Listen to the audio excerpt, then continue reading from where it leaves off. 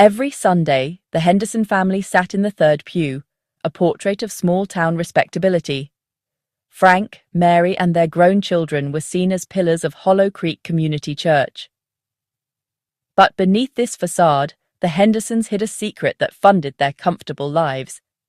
Week after week, they stole from the collection plate, a crime so subtle no one suspected. When the truth came out, it devastated the very community that trusted them. In Hollow Creek, the most ordinary faces hid the most extraordinary secrets. This is how it all began. It started with a single desperate act in the late 90s. Frank Henderson's hardware business was failing, bills piling up, and he was drowning in worry. As a trusted church volunteer, he helped count the Sunday collection with elderly Mr. Abernathy. One Sunday, the pressure became too much. Frank noticed how easy it would be to pocket a few bills. He resisted at first, but the thought lingered. The next week, with another overdue notice at home, Frank gave in, slipping a $50 bill into his pocket. Guilt gnawed at him, but relief soon followed when he paid a bill. He promised himself it was just a loan, that he'd pay it back. But the business didn't recover, and the next Sunday he took more. Each time the act became easier, the guilt duller. The loan became a habit, the promise to repay a distant echo. Frank's moral compass wavered, and a single theft became a pattern. He convinced himself it was for his family, that he had no choice. But the line had been crossed, and there was no turning back. The Hendersons' secret life began with a single, trembling hand. What started as survival soon became something else entirely. The thefts grew, and so did the deception. Frank's secret would not stay his alone for long. The family's descent had begun. Frank couldn't keep the secret, or the theft, hidden alone. He confided in Mary, framing it as a necessary act to save their family. Horrified but loyal, Mary agreed, and soon took over the church's bookkeeping. Together they refined their methods. Frank skimmed cash before the official count. Mary adjusted the records to hide the missing money. They exploited the church's trust and outdated procedures, taking only small amounts to avoid suspicion. Loose cash donations became their personal bank account. As years passed, they grew bolder, with Frank even volunteering to deposit the collection, creating more opportunities to steal. Their deception became a well-rehearsed routine. They championed cash-heavy fundraisers, further muddying the financial waters. To the community, their growing wealth was attributed to business success and smart investments. The Hendersons became invisible, their thefts hidden behind good deeds and trust. Their system was flawless, their hands unseen. The family's secret was now a partnership, perfected over years. They were no longer just surviving, they were thriving. The church never suspected a thing. The Hendersons' invisible hand shaped the fate of Hollow Creek. With their stolen wealth, the Hendersons became the town's most generous benefactors. They made large donations to the church, funded the youth group's van, and sponsored local teams. Their public generosity was a shield, deflecting any suspicion. The community saw them as the embodiment of kindness and success. No one questioned the source of their funds. Gratitude drowned out doubt. Their giving also served to justify their actions to themselves, a twisted form of redemption. The children grew up believing in their family's benevolence, never suspecting the truth. The stolen money was laundered through public perception, not just bank accounts. The Hendersons became the heroes of their own story.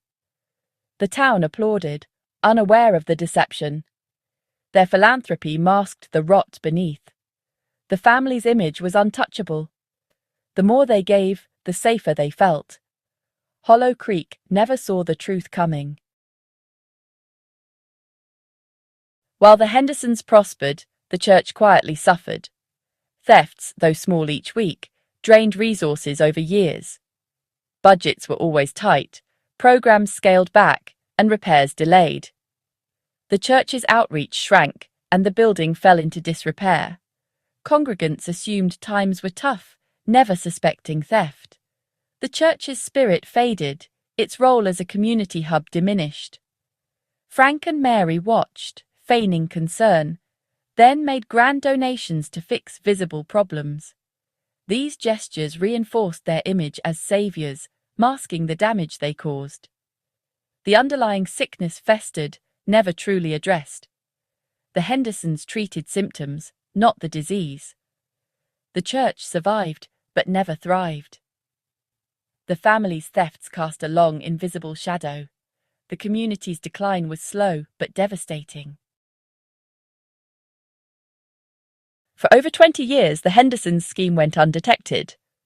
But change arrived in the form of Sarah Jenkins, a tech-savvy new administrator. Sarah digitized records, introduced online giving, and noticed odd patterns in the cash donations. The numbers didn't add up. Cash totals were low and erratic. Curious, Sarah quietly audited the process, even marking a few bills with invisible ink.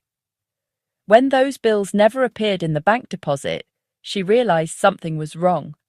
She confided in Reverend Miller, and together they installed a hidden camera in the counting room.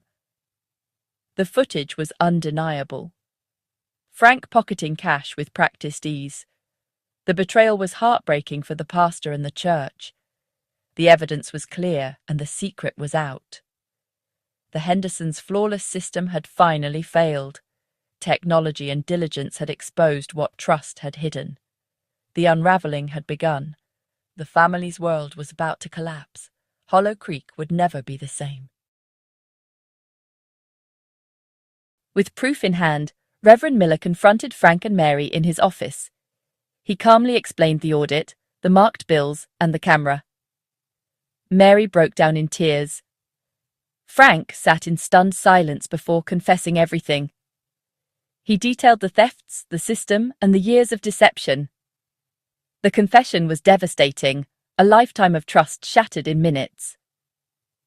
Reverend Miller chose not to call the police immediately, but the truth could not be contained. The Hendersons' secret was now a matter for the authorities. The family's carefully constructed life unravelled in a single afternoon. The church's faith in its pillars was destroyed. The confession marked the end of an era for Hollow Creek. The consequences would ripple through the town. The Sunday morning secret was finally exposed. News of the Hendersons' confession rocked Hollow Creek. Headlines blared, "Pillars of community arrested for decades-long church theft." The town was stunned, then angry, then deeply saddened. The evidence was overwhelming. The Hendersons pleaded guilty. Over $1 million had been stolen in small increments. Frank was sentenced to prison, Mary to house arrest and community service. Their assets were seized to repay the church. The Henderson name became a mark of shame. Their children faced public scorn. The family's fortune and reputation vanished overnight. The plaques they'd funded were quietly removed. The community struggled to reconcile the people they knew with the criminals revealed in court. The Hendersons' fall was total, their legacy erased. The secret that built their life had destroyed it. Hollow Creek began the slow process of healing. Restitution repaired the church, but trust was harder to restore.